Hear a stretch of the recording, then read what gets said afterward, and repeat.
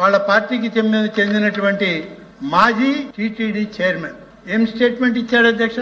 మలమూత్రాలు, మద్యం బాటిల్, మధ్య మహావిష్ణు విగ్రహం అక్కడ పడి ఉంది, టీటీడీ పాలక మండలి తీరిది అన్నాడు. అధ్యక్ష, మేము దాని గురించి ఎంక్వైరీ చేసి తిరుమల సబ్జెక్ట్ వచ్చింది కాబట్టి చెప్పాలి అధ్యక్ష. ఆ శిల్పం చెక్కడానికి పూనుకున్నటువంటి శిల్పి తాలూకా స్టేట్మెంట్ అధ్యక్ష. సపతి కన్నాచారి ఆయన కుమారుడు స్టేట్మెంట్ ఇది. 22 సంవత్సరాల క్రితం మా తండ్రి గారు బెంగళూరుకి చెందిన వారి కోసం వారిచ్చిన డ్రాయింగ్ మేరకు శనీశ్వరుడి విగ్రహాన్ని చేపట్టాం.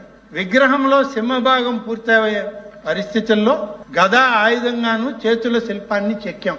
విగ్రహ ప్రతిష్టలోగానే ఎవరైతే కాంట్రాక్ట్ ఇచ్చిన వ్యక్తి ఉన్నాడో మరణించాడు.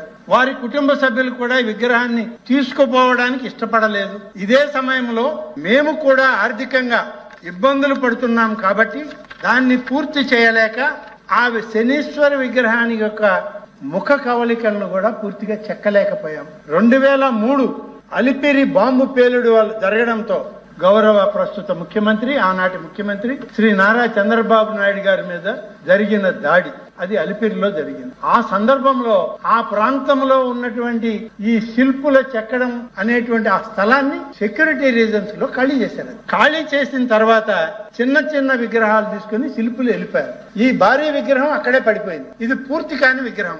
శిల్పులు తీసుకెళ్లలేదు, దాన్ని శిల్పంగా చెక్కమన్న ఆ పెద్ద మనిషి మరణించాడు. అది అక్కడ ఉంటే అక్కడికి వెళ్లి సగం చెక్కినటువంటి రాతి పక్కన నిలబడి బ్రాందీలు, విస్కీలు ఇవన్నీ చూపించి ఫోటోలు వేసి హిందూ ధర్మానికి ఈ ప్రభుత్వం వ్యతిరేకమని ఒక నాస్తికుడు చెప్పడం ఎంత దయనీయమైన పరిస్థితి అధ్యక్ష.